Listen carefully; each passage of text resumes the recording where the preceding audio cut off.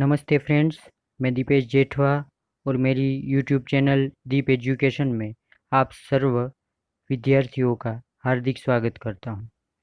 Friends, इससे पहले भी हम गुजराती भाषा के 2 चैप्टर का अध्ययन कर चुके हैं, जिसकी वीडियो इस वीडियो की नीचे डिस्क्रिप्शन बॉक्स में लिंक है, वह उपलब्ध हो जाएगी, जिससे कि आप वह वीडियो भी देखकर उनका भी अध्ययन कर सकें।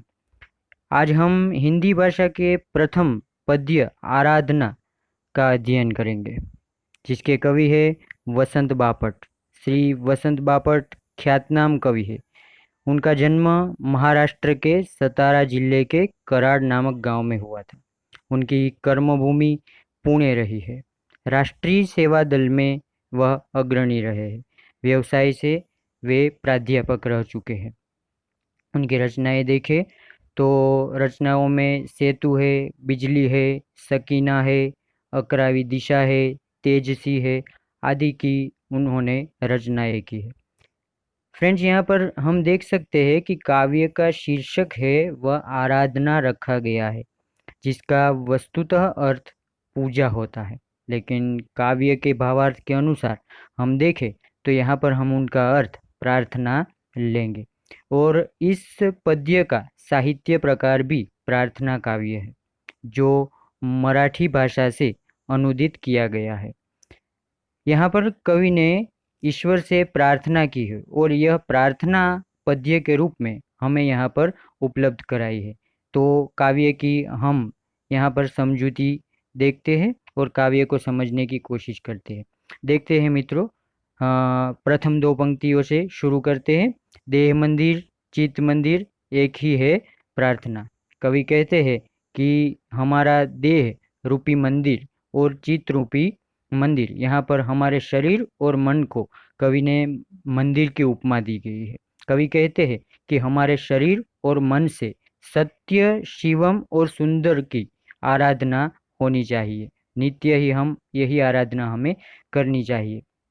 हम सच्चाई के मार्ग पर चले और उनके अनुसार हमारे मन में अच्छे विचार आए और हम एक दूसरे का हित सोचे, यही कवि ईश्वर से प्रार्थना करते हैं। दूसरी पंक्तियों में देखते हैं तो कवि कहते हैं कि दुखियारों का दुख जाए। मतलब कि कवि कहते हैं कि संसार में जो लोग दुखी है उन सभी का दुख है वह दूर हो जाए, यही ईश्वर से वह मनोकामना इच्छा करते हैं, प्रार्थना करते हैं।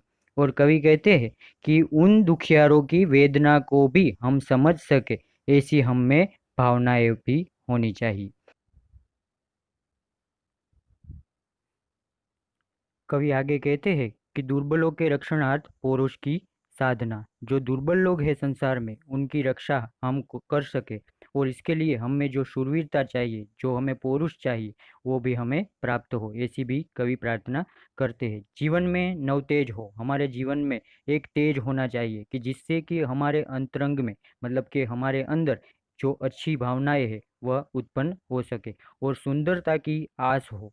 और जो सुंदर वस्तुएं होती है, सुंदर सुंदर आशाएं होती है, जो सुंदर विचार होते हैं, उनका भी हम आस, मतलब कि उनका भी हम आशा कर सके।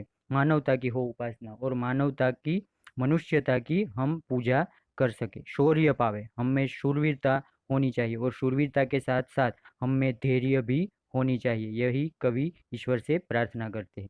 कवि आगे कहते हैं कि भेद सभी अस्त होवे। संसार में जो ऊंच नीच का भेद होता है, जो हम में आगे तकलीफ देते हैं, आगे जाके हम में वही भेद है जो हमारे वैर और हम में वैर है वह उत्पन्न करते हैं, वह सभी अस्त हो जाए। और वैर और वासना, हम में जो दुश्मनावट की जो भावनाएं होती है, वह भी दुश्मनी की जो भावनाएं होती है और हम में जो दुष्ट वासना या कामना होती है वह भी अस्त हो जाए, ऐसी कवि ईश्वर से प्रार्थना करते हैं। मानवों की एकता की पूर्ण हो कल्पना, और जो हमने एक मानव दूसरे मानव से भाईचारे की जो हमने भावना और उनकी कल्पना हमने की है वह पूर्ण हो जाए और सभी लोग हैं वह एक होकर रहे, ऐसी कवि ईश्वर से प्रार्थना करते हैं। मुक्त हम चाहे एक ही बंधुता की कामना, और हम सभी है वह स्वतंत्र होकर यही सोचे और यही कामना करे कि सभी एक होकर संसार में रहे।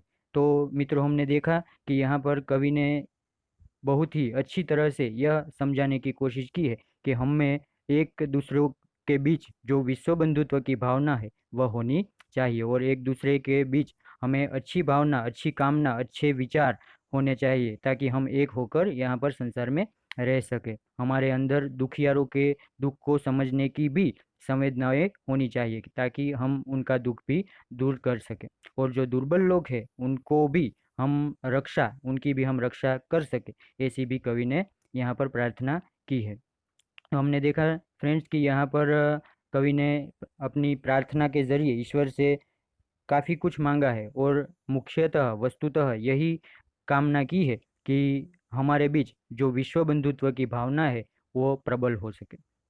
तो मित्रों, यहाँ हमने पद्य नंबर 1 का अध्ययन किया। आशा करता हूँ कि आप सभी को यह काव्य संपूर्णतः समझ में आ चुकी होगी।